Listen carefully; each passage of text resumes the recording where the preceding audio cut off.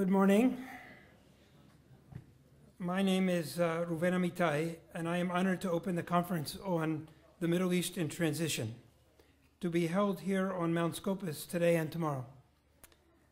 This conference was organized by the Institute of Asian and African Studies and the Department of Islamic and Middle Eastern Studies at the Hebrew University with the support of the Ruth and Mordechai Abir Foundation. It is our hope that in our discussions, we will present a wide spectrum of views on a number of important developments taking place in the Middle East today.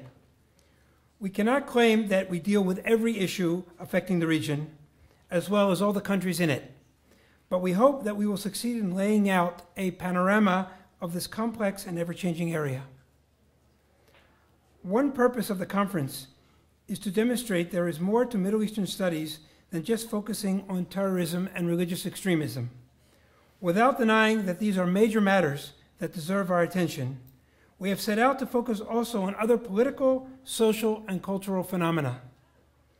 Another aim of this meeting is to show the dynamic nature of modern Middle Eastern studies in Israel.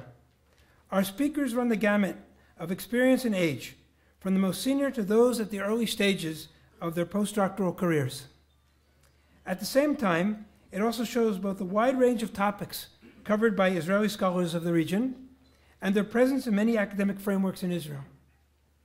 While the majority of the lecturers are affiliated with the Hebrew University, we have representatives from almost all of the Israeli universities, as well as many other academic institutions in the country. We are happy to host them here, as well as our colleagues from abroad, and thank you all for agreeing to contribute to this conference. As usual at conferences of these types, we often invite university dignitaries to convey greetings. Professor Yisrael Bartal, the Dean of the Faculty of Humanities of the Hebrew University, was scheduled to say a few words at this juncture. It would have been an opportunity to thank him for his support over the years of Middle Eastern, Islamic, and Arabic studies at the Hebrew University, not the least in our ongoing attempt to raise funds for research and other academic activity. However, at the last minute, Professor Bartal was called away on some urgent university business, and he has sent his regrets at being unable to join us. In his place, he has asked the Assistant Dean, Professor Rachel Milstein, to convey greetings. As Professor Milstein is a senior member of our institute and department, we did not need to fill her in on the nature of our conference. I am happy to call upon her to say a few words. Rachel?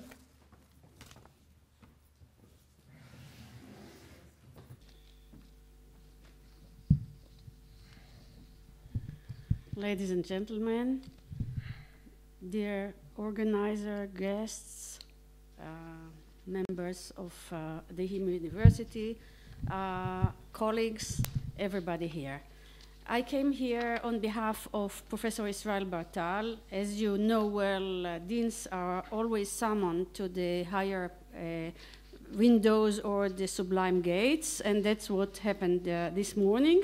So he sent me in on his behalf, and as usual, when it happens, I'm very unhappy that I have to go to open conferences about the empire, the Portuguese empire, or this or that, but this time I feel at home.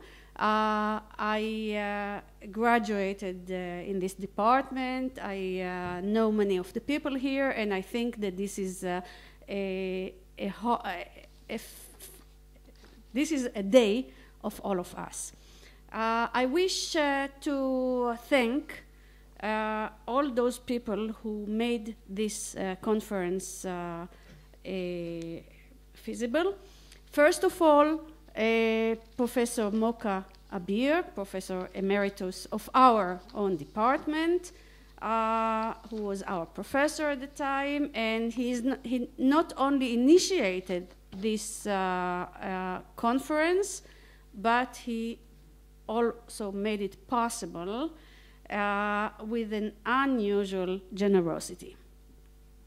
I wish to thank those guests and colleagues who came from abroad, in spite of everything, in spite of the heavy snow in the airports of Europe and the United States, in spite of the bad winds that blow in our direction from certain universities in the West, in spite of all this, and maybe because of all this, our conference is all the more important, and we have here an opportunity to exchange ideas, to enjoy our friends from abroad, and to send our message from Israel, because we are rooted in the Middle East, and we are destined to integrate with the Middle East, but in certain points, we wish to stick to the ancient Western tradition of academic research, which should be more than just nice words and jargon. We would like to stay as solid, as serious and objective as possible. And we, in this spirit, we hope to show our results to the world, the entire world.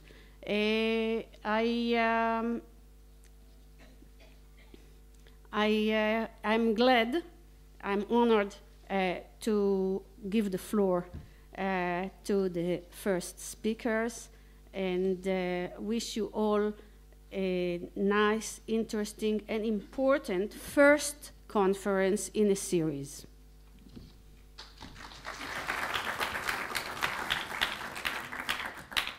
Thank you, Professor Milstein. As I noted, and as Professor Milstein noted, we are enjoying the support of the Abir Foundation for this conference. But I would actually like to say that this is actually the tip of an iceberg for what the Abir Foundation has been providing for us in recent years. The Abir Foundation was founded through the generosity of Mrs. Ruth and Professor Mordechai Abir, who kindly contributed over the past few years to a number of projects in our institute and in our department in the realm of Middle Eastern and Arabic studies at the Hebrew University. And I would first and perhaps foremost like to mention that there has been the project to bring up to date and to expand and to bring online the classic Arabic Hebrew dictionary originally compiled by Professor David Ayalon and Professor Pesach Shinar in 1947. A preliminary version of this renewed dictionary, which the whole project is under the direction of Professor Menachem Milstein, who's also with us today, is already online and can be easily accessed and consulted. And the development of this new version is greatly facilitated by this generous support. A second form of assistance has been a fund to provide for the employment of adjunct professors to supplement the regular teaching staff in the field of modern Middle Eastern history in the Department of Middle Eastern Studies, and we're very grateful for that too. And finally, there has been a newly established program of grants for excellent MA students in the Department of Islamic and Middle Eastern Studies. And we are deeply grateful to Professor Abir and his wife Ruth, who is not with us today, for their generosity, which has really been a great boon for us in recent years. And in order to express our thanks, we thought it might be a good idea to invite one of the recipients of an Abir Award to say a few words. It's not on the program, but that was something we thought we should add. And I am pleased to invite Mr. Shai Zohar to the podium to say a few words. Shai.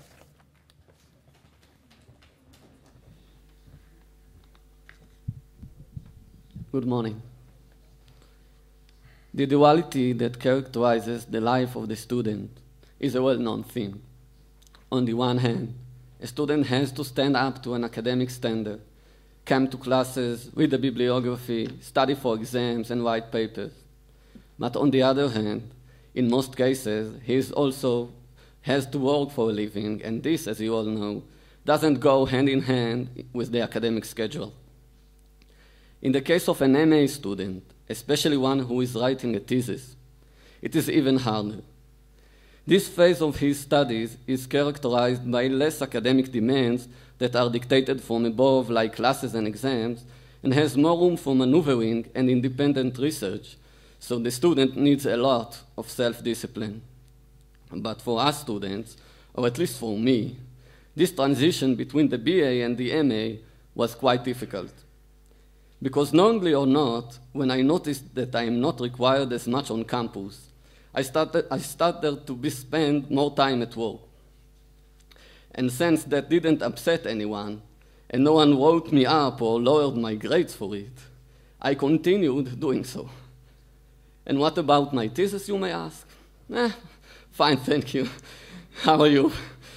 It is resting with no interference, somewhere, some file.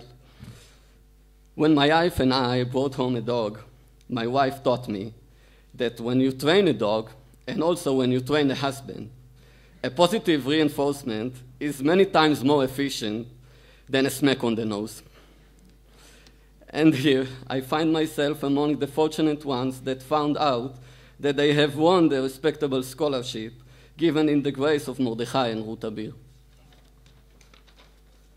Suddenly, I was given that positive reinforcement that I wasn't expecting during a financial crisis, and especially when every department head in the Humanities faculty stands helpless while facing the budget cuts, the canceling of courses, and even, God forbid, shutting down the department.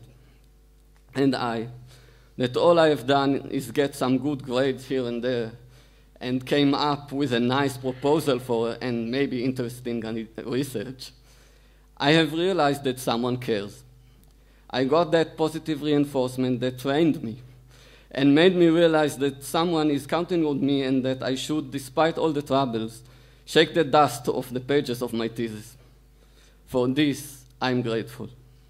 Dear Professor Abir and gracious Ruth, I want to thank you in the name of all the students that received and will receive your support. Not only did you help change the balance of our bank account to a plus, but you gave us the moral support that we so need. You nurtured our pride in belonging to the Department of Islamic and Middle Eastern Studies in the Hebrew University, a department that, with your gracious help, is succeeding even more than before to put the student in the center and giving him the kind of academic environment that supports him in every aspect. Thank you from the bottom of our hearts for your devotion to the department and for enriching its contents. And thank you for this positive reinforcement, which pat on the shoulder and in fact makes us young students sit ourselves and be MA students. I wish you good health, peace of mind, and to all of you here, may we have a productive and interesting 2 days in the conference. Thank you.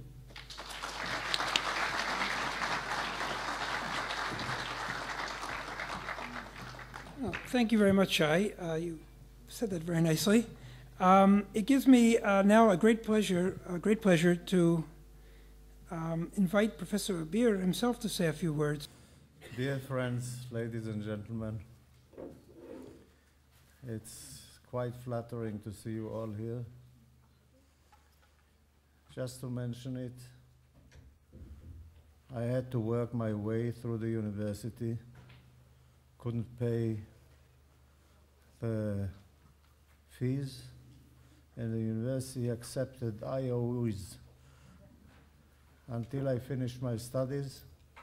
And when I graduated with great honors, I was handed a package of IOUs so that I will not begin my career being in debt so heavily. I think that this is an opportunity to say how much I owe the Hebrew University, and what I have done is just a little bit that could be done. Much more can be done, and I will do my best to do that. In the name of my very, very wonderful wife, Ruth, I want to thank you all and beg your pardon for the fact that she cannot attend this morning. I have very little else to say.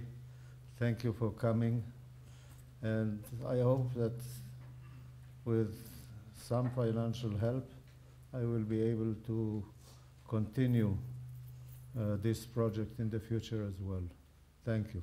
So thank you again, Mocha. We look forward to many more conferences together, other events, other meetings over in the coming years. There are a few technical announcements. Number one, we'll ask everybody, of course, to turn off or at least make quiet their mobile phones. This is a good opportunity. Number two, we were a little, how would I say, we had some logistical difficulties this morning, but we've overcome them. So I would ask during the break after the next session, we'll have a coffee break up on top. All the speakers can pick up their packets, including their name tags. And you also find behind the name tags the tickets for lunch. So please do so. And also, regarding the schedule of tomorrow, a member of Knesset, Tzipi Livni, will be slightly delayed. Instead of speaking at 5:30, she'll be speaking at 6:30. And in order to keep people happy, we'll be showing a movie about the Middle East. I will be announcing the details later, but for those of you who would like to, of course, we'll be able to, there'll be a coffee break beforehand, there'll be a movie, and of course the dessert will be Tzipi Livni and the president of the university to end the conference tomorrow evening. Now, it is time for some expressions of gratitude, besides, of course, our friend and colleague, Professor Abir. And first and foremost, I would like to thank our young colleague, Dr. Leora Hendelman-Bavor, who's sitting over there, who coordinated the preparations for this conference and the organization. And some of you perhaps saw Leora last night on television with David Wittstrom, being interviewed by David Wittstrom. We all enjoyed that very much. Now, Leora carried out this task with great efficiency, with aplomb and grace, and I have to add that it was personally a great pleasure to work with her. The organizing committee of the conference included our colleagues, Professor Amnon Cohen, Professor Eli Podeh, and Dr. Meir Chatinu, who of course are all here. And they devoted great time and energy to many meetings and endless consultations by email, and we're of course very, very grateful. And we were backed by two assistants, Jenia Yudkovich and Yael Segev, as well as the Secretary of the Department of Islamic and Middle Eastern Studies, Irena Borkiver, and I am personally grateful to all of them for all of their hard work and efficiency. The Vice Dean of the Faculty of Humanities, Mr. Nachum Regev, rendered some important administrative support, as did Mr. Shmuel Uzrieli. And I'd also like to thank the Vice President for External Relations of the University, Mr. Carmi Gilon, who's with us this morning also, for all of his help in organizing things related to the Abir Foundation and related matters. Finally, I would like to thank the Harry S. Truman Research Institute for the advancement of peace. This is the location of our conference, but they also rendered us some additional financial assistance, which helped us out with the conference. And this seems like an appropriate time to invite the director of the Truman Institute, Professor Steve Kaplan, who will chair the first session. So, Steve, come on up. Okay. Good morning to everyone. Welcome to the Truman Institute. Before I introduce our speaker, I'd like to add a personal note. A little over 30 years ago, I came to the Hebrew University as a doctoral student, and my area of specialization was Ethiopia. And one of the reasons that brought me to the Hebrew University was the fact that I knew that the author of what is still a classic work in Ethiopian history called The Era of the Princes was at the Hebrew University, and that was Professor Mordechai Abir. He showed tremendous patience with a very young, probably overly arrogant young student. He shared with me his vast knowledge and work that he was doing on yet a second book on Ethiopia called Ethiopia and the Red Sea. And you know, for all the tremendous gratitude that we have for the foundation and the work that it's done, I think we should also acknowledge the many, many years that the contribution that Molka made to the university and to his departments. I would point out to my colleagues in Middle Eastern and Islamic Studies that he is a professor emeritus of what has become a department emeritus, namely African Studies. That the contribution that he made to his colleagues and to his students over those years was a substantial one and long preceded the foundation. So Molka, on behalf of all your students over the years, thank you for everything that you did. I said to Professor Reuven Amitai yesterday, with the introduction that I'm supposed to do, I said This really is one of those cases of something being superfluous. I'm sure that everyone here knows Professor Bernard Lewis and knows of his work. I will nevertheless say a few words, since that's the task that I've been assigned. Over a career which spans now 70 years, his first book was published in 1940, Bernard Lewis has emerged as the most influential post-war historian of Islam in the Middle East. His elegant syntheses make Islamic history accessible to a broad public in Europe and America. His more specialized studies pioneered social and economic history, looking at issues such as dissident sects, slaves, and Jews, breaking new ground by expanding history beyond the palace and beyond the mosque. His studies in modern history rendered intelligible the inner dialogues of Muslim people, especially in their contacts with the West. In one of the bios that I was reading in preparation for this, it said, and this is, I think, the extreme of understatement, he has had a very productive retirement. I think most of us would be very happy to have a career which is half as productive as Bernard Lewis's retirement. His influence extends far beyond academia. He's written several major syntheses for general audiences, The Arabs in History, The Middle East and the West. He is, of course, has appeared in newspapers, on the press. He's been consulted by world leaders. I couldn't help but note that a number of years ago, in an interview with the American television interviewer Charlie Rose, Professor Lewis said that the chances of Yasser Arafat giving up terrorism were about the same as the chances of Tiger Woods giving up golf, which I thought was interesting in light of recent events. Professor Lewis continues to be productive. He recently co-authored a book, Islam, the Religion and the People, and in May of 2010, to coincide with his 94th birthday, his book, Faith and Power, Religion and Politics in the Middle East, will be published by Oxford University Press. It is a great pleasure to introduce Professor Bernard Lewis.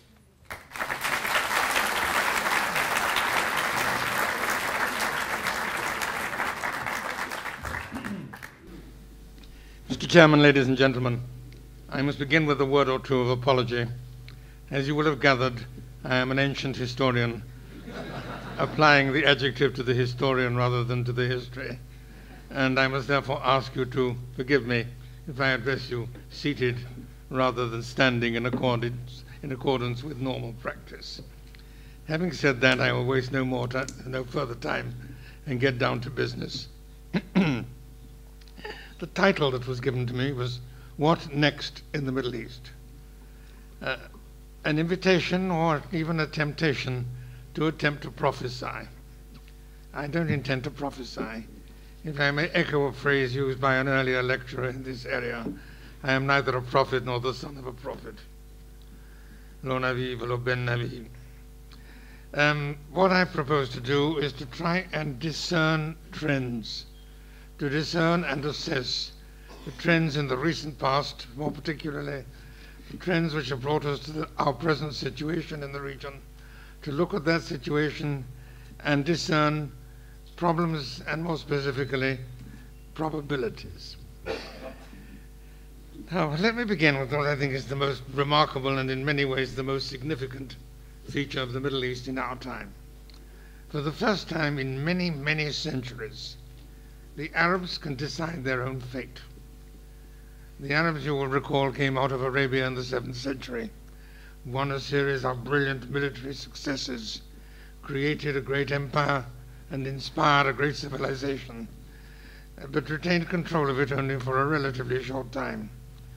And after that, it was controlled by various other groups, some within the region, some from outside the region, the two most notable outsiders being the Mongols from the east and the Europeans from the west. I'm not suggesting any parallel between the two. Now, for the first time in centuries, as I said, to be precise, for the first time in more than 1,000 years, the Arabs are not controlled either by external or by regional powers. They have the opportunity to decide their own fate. and much will depend on what they decide and how they do it. Let me look for a moment at these other factors. First, the external factors. Is this working all right? People can hear, right? Good. First, the external factors. In the final phase, the contestants were the Soviet Union and the United States. Both have gone. Neither is playing the imperial game in the Middle East.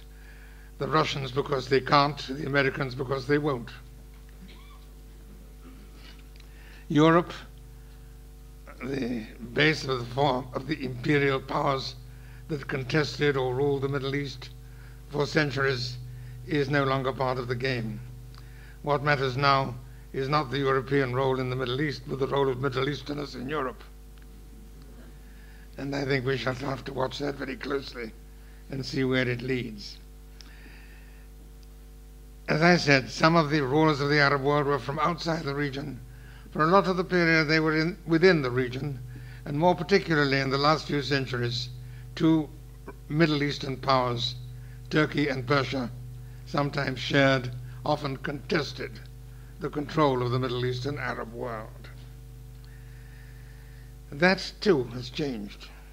Neither Turkey nor Iran hitherto has been able to play a significant role in the Middle East, though both of them are in process of change now. In my darker moments, it seems to me that perhaps Turkey and Iran are in the process of changing places. Turkey is about to become a fanatical Islamic republic, while Iran, if the opposition, which is growing in power and support, succeeds, Iran may become the open progressive society, and as a consequence of that, an ally of Israel. That is not a prediction. It is merely the formulation of a possibility. Now, I described this a moment ago as an interlude when the Arabs are no longer controlled or even attacked by either outside powers or regional powers. Clearly, that interlude will not last very long.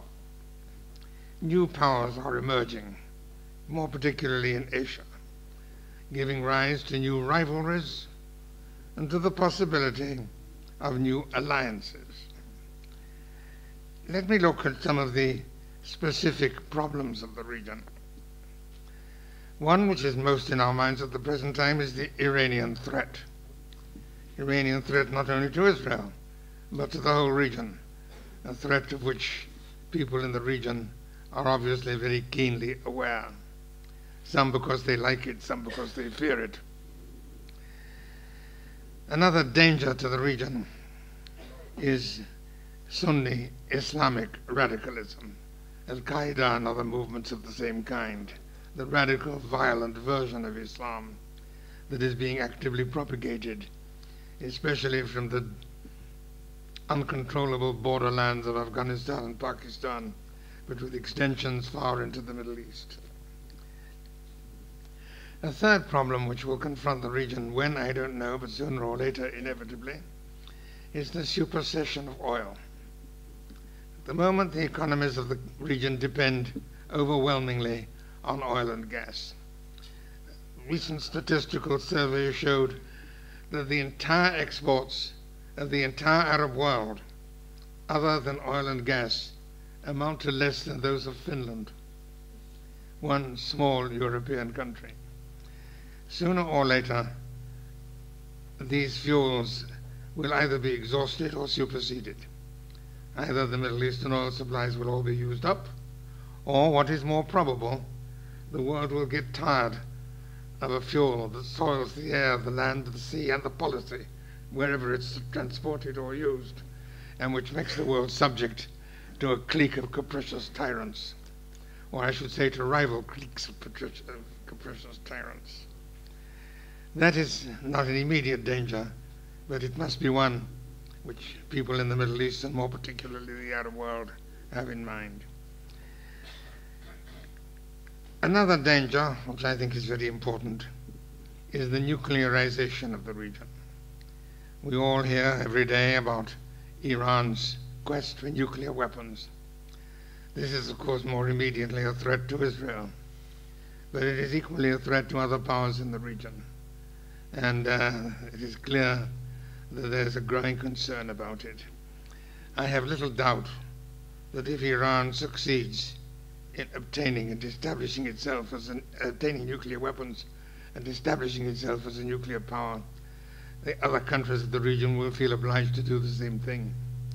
So you will have a nuclear Iraq and a nuclear Saudi Arabia and a nuclear Turkey and the rest. A rather alarming prospect, to say the very least. My next point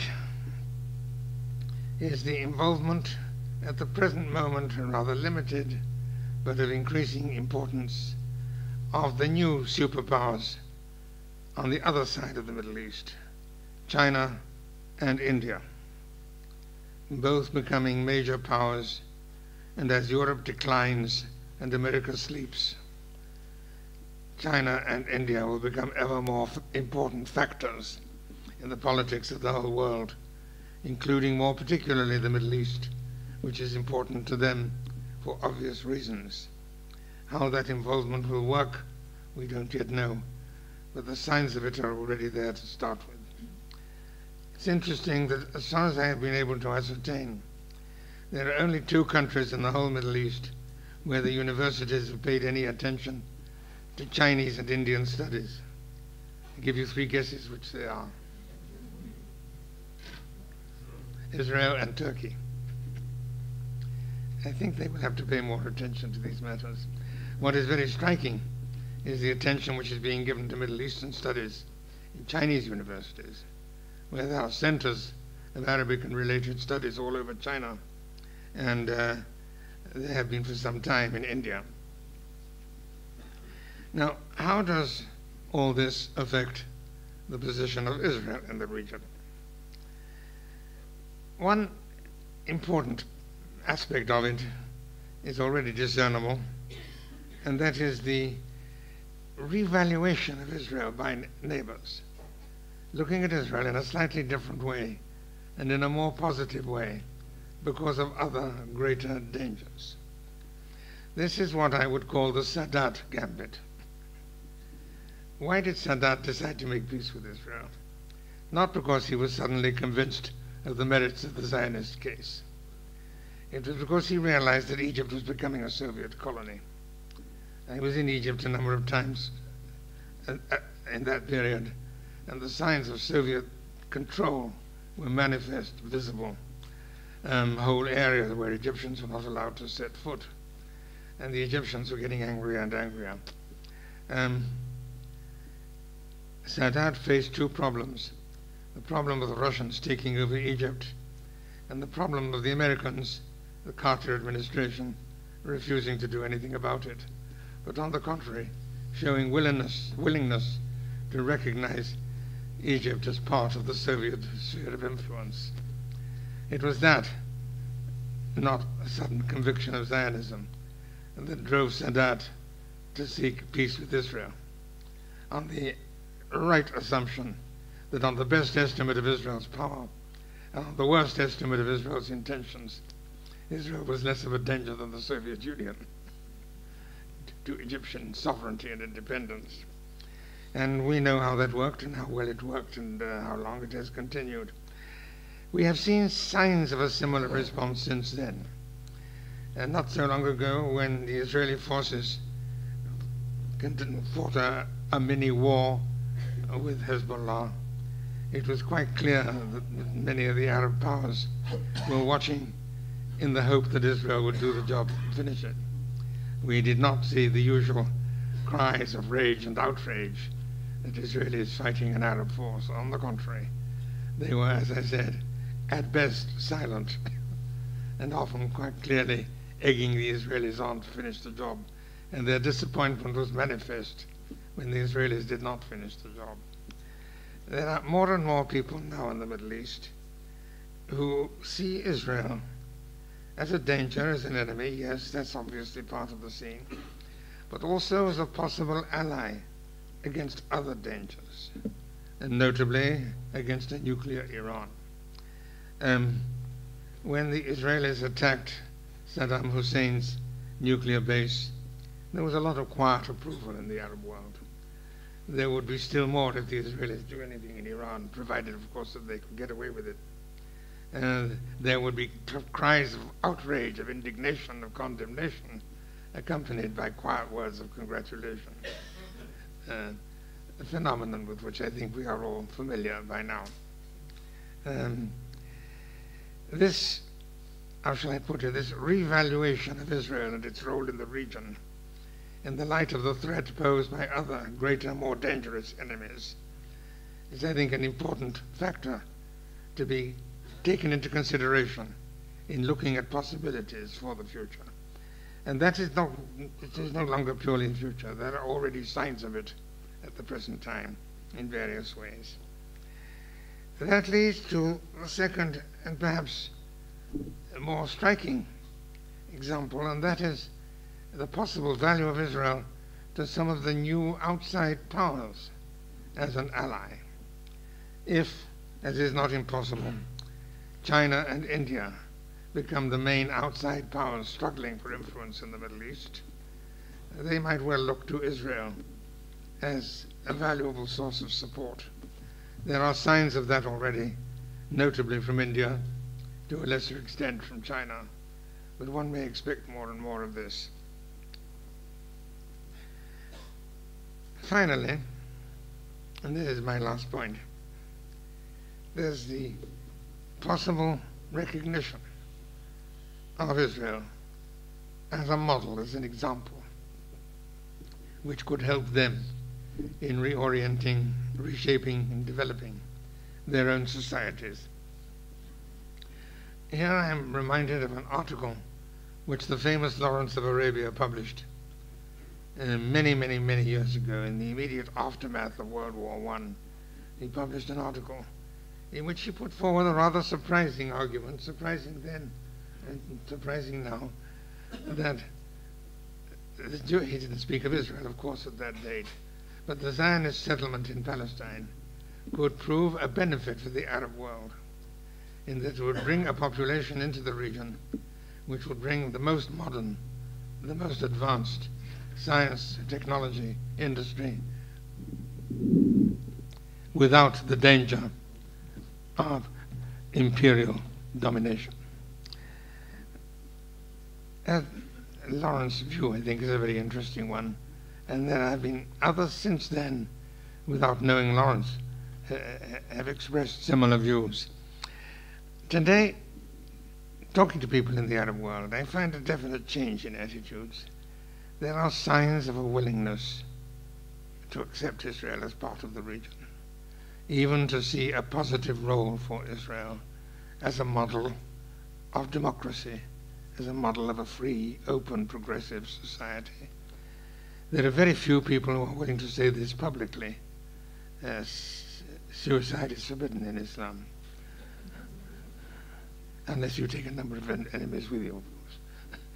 But in private conversations, one finds more and more people taking this view, and there have even been some who are willing to come out openly. That, it seems to me, is the most hopeful feature of the situation. Still a slender hope, but probably the only one there is. Thank you. We'll take a few questions. Will you just let me know when it's enough, okay?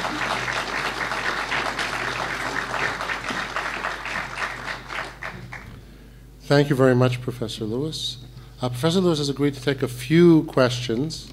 So the floor is open. I ask people first, this is the opportunity to ask a brief, pointed question, not to give an additional lecture, and to please speak loudly because we won't be able to move the microphones around for everybody to be able to hear. Yes, please. Shout, please. My question is, how much the possibility of regime change in Iran could affect the region, for the better or the worse? How could it affect it? Looking at Turkey and Iran, both are undergoing processes of change, radical change. In Turkey, we are seeing now how the Kemalist Republic is being endangered in many respects. We see a similar process, though in a different form, because Turkey is a democracy and Iran is not. In Iran, too, the regime is being challenged by powerful forces within the country who would like to establish an open democratic regime and who speak openly of their goodwill to Israel. Both of these processes are going on, and I can see a possibility in which Turkey and Iran exchange roles, so to speak, that Turkey becomes the militant Islamic State. It seems to be moving in that direction. And Iran becomes the liberal, open democracy and the ally of Israel. It doesn't have to be both, it could be one or the other. But it seems to me that these are two possibilities which are very real at the present time. The second one, the Iranian one, is of course the more attractive. And what I hear from various sources, including more particularly Iranian sources, is that this is by no means unlikely. I have been assured again and again and again by Iranian friends, including many still in Iran, that the most listened to, the most respected, the most trusted radio broadcast in the Persian language is the 1 hour a week from Israel. It is highly respected and enormously popular. And there's a general feeling, I think, that anyone that the regime disapproves of must be good. Yes, please. A little louder. Louder, please. You mentioned signs of change of attitude of the Arab regimes, some of Arab regimes. You mentioned that there's some sort of change of attitude among Arab regimes towards Israel, but at the same time we see a process of radicalization among the Arab masses. What is the likelihood of us seeing, or the Middle East seeing, Islamic revolutions in the coming years or decades? I can't measure those likelihoods. I think one can look at them, just try to define them, but so much will depend on what happens in the region and elsewhere in the different countries. Clearly, there are the two trends today in the Middle East. On the one hand, you have the radical Islamists, both of the Iranian Shia variety and of the Al-Qaeda Sunni variety. Both of those are bitterly hostile to Israel and see the elimination of Israel as a primary objective. On the other hand, as I said, there are increasing numbers of people, and here I don't speak from guesswork, people I know and have met and talked to in these countries, who see the presence of Israel as an asset, as an example, and as a source of strength for their cause. Which will prevail, I don't know. As I said, I am neither a prophet nor the son of a prophet. Yes, please. Professor Lewis, has the U.S. administration and the leaders of the EU prevailed upon you to share with them your expertise? After all, you are the foremost authority on the Middle East. And is there a realization today of what General Alexander Haig once called, that the West can rest assured as long as the largest land-based aircraft carrier is in order? He was referring to Israel. Thank you. Your question is, am I being consulted by government? The answer is, at the present moment, no. Until the change in the United States, I was from time to time, in a rather informal sort of way. In Europe, not at all. Professor Lewis. Oh, sorry. Yes, please. Yes. Coming from the United Nations and watching how the organization of the Islamic Conference is slowly taking over, creeping imagery, and in view of the decision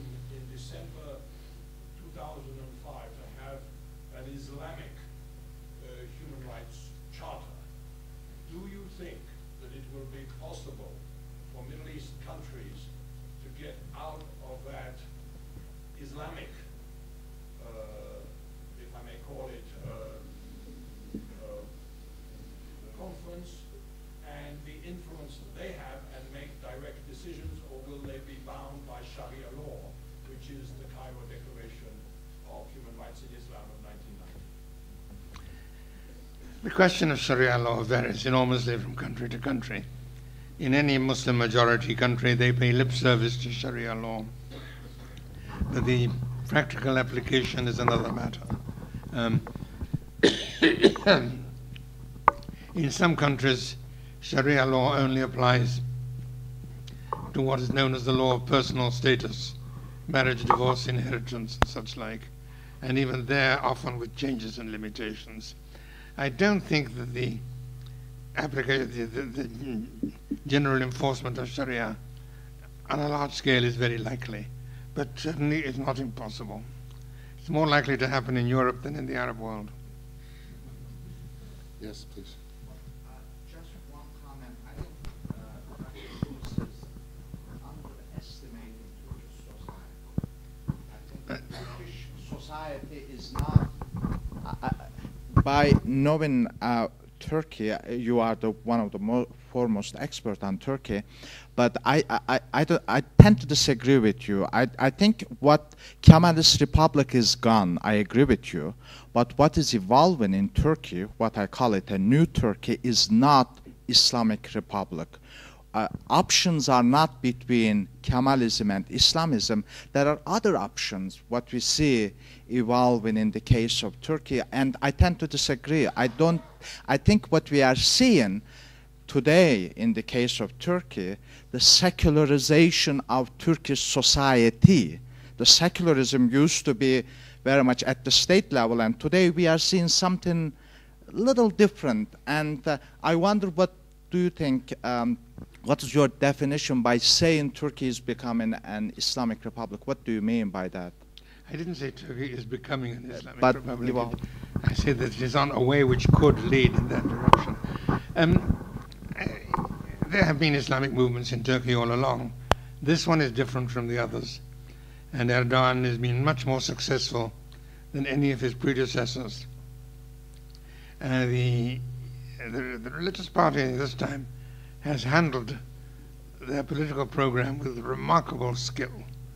They have gradually taken over different aspects of the society: the economy, the academy, the police. By now they control almost everything except the judiciary and the army. Now these are not unimportant exceptions, obviously.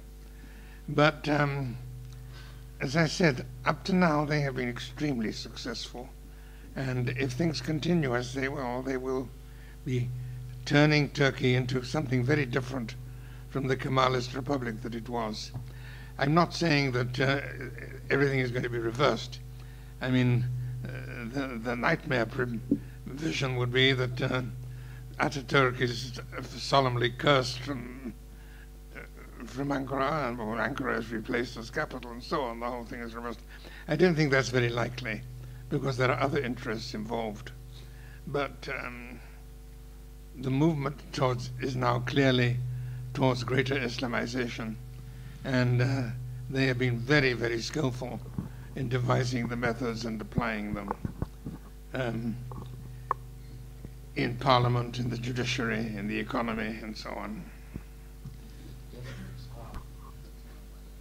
You mentioned that China and India will increasingly play a role in the Middle East, will be that outside powers.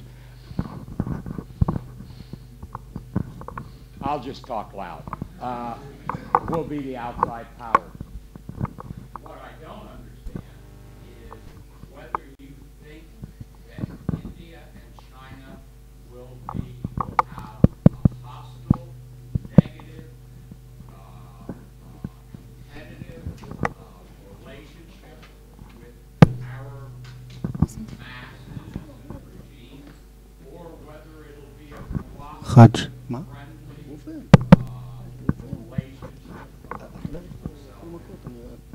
Both are possible.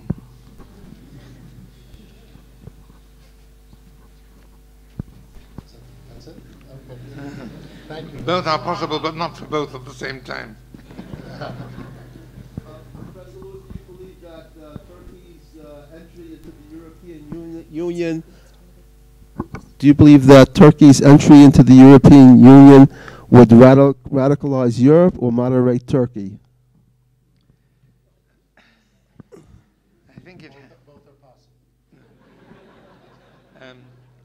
I don't think Turkey is likely to be admitted to the European Union until the European Union itself becomes Muslim. That will probably be completed before the end of the century. And at that point, it won't matter. Professor Lewis, in one of your recent books, you published a letter from the Turkish diplomat saying that peace in our region would depend on Egypt, Israel, Turkey, and Iran. According to these four criteria, how do things look to you now? Could you be a little more explicit? Well, you had quoted a Turkish diplomat who had said that peace in our region would depend on these four powers: Egypt, Israel, Turkey, and Iran. And the mix changes all the time, or the influence changes all the time. And how would things look? Let's according to these criteria. There have been great changes since that remark was made, and both Turkey and Iran are going through processes of enormous change and transformation. How far they will go, where they will lead, is not yet very clear.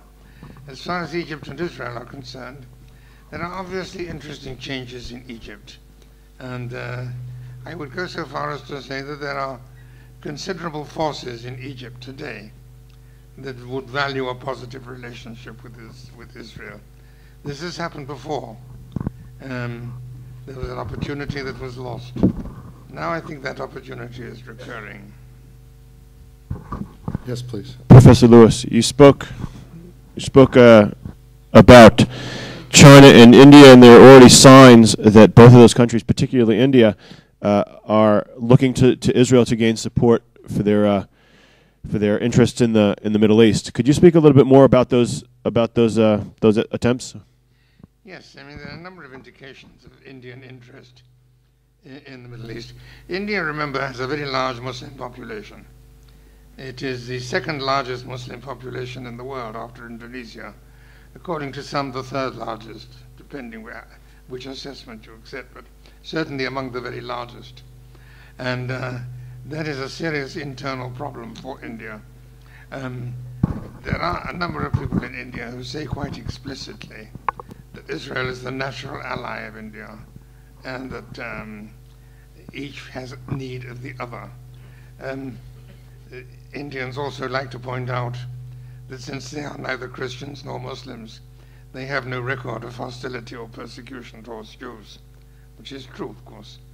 There were Jews in India, small groups, but nevertheless present, and as far as I know, they were never at any time subject to persecution.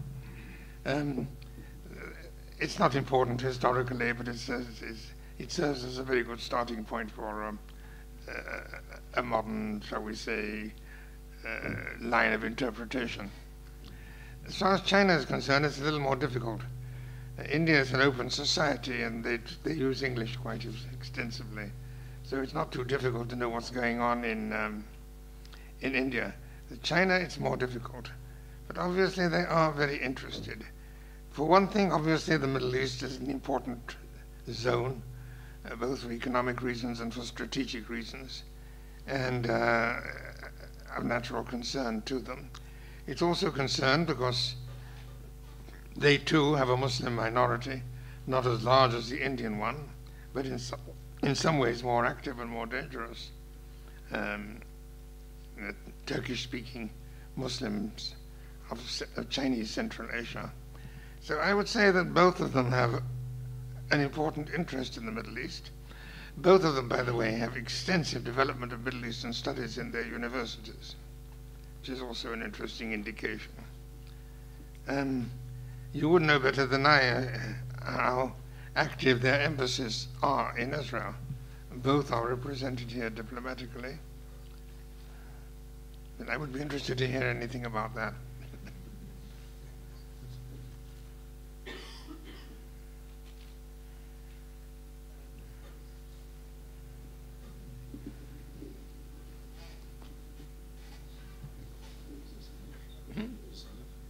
As you wish, a little more if you like.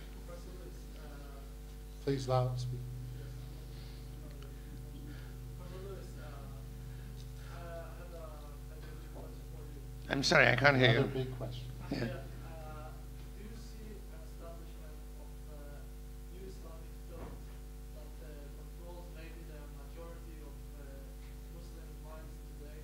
And I can be more specific and ask, do you see the Muslim Brotherhood Islam as the popular Islamic thought today? Or do you think there is that Islam is so diverse that it can hardly define it today? I'm sorry, I couldn't hear that. Yes, there's a dominant strength in Islamic thought, but the Muslim Brotherhood is dominant, or is there a diversity that it's difficult to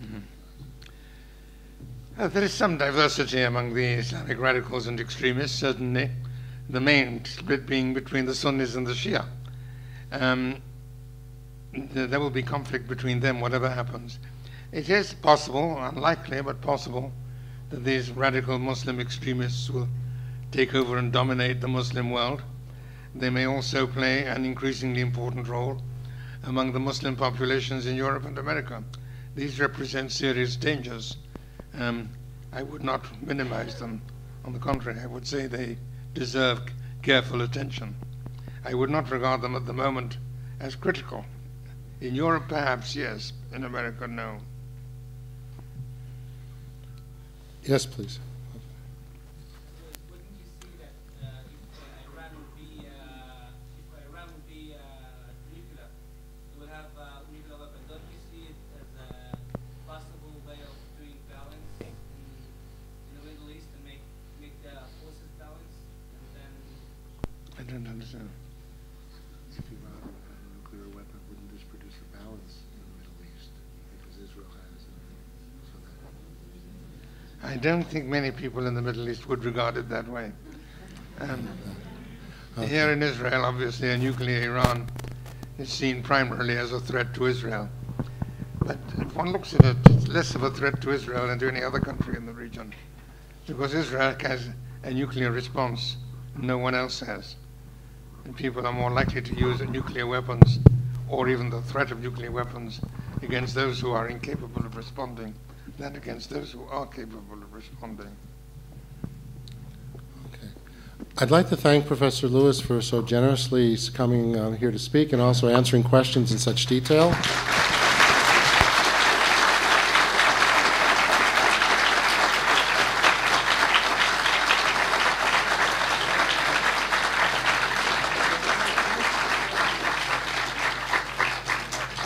I think we can say that this conference is off to a wonderful start, and I invite all of you to stay for the rest of the next 2 days to hear more lectures. Thank you very much.